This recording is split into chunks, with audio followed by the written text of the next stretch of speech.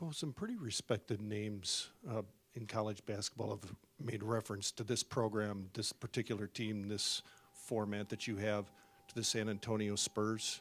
What's your reaction to that?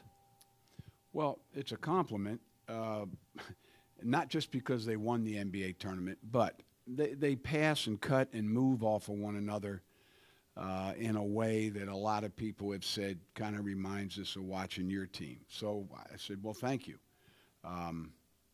Because at times last year you could look at both programs and see the movement with the basketball, and Ben Bruss had a lot to do with that because he stretched defenses.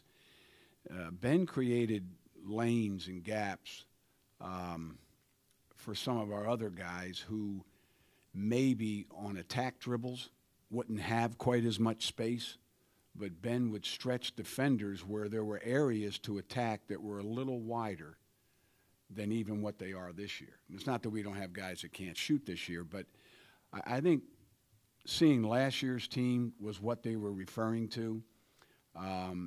If we can get some things flowing again this year consistently, and we've run some pretty good offense, but I think we need to that's something that defenses are trying to take us out of. They're trying to take us out of our movement because we are unselfish. We do share the ball.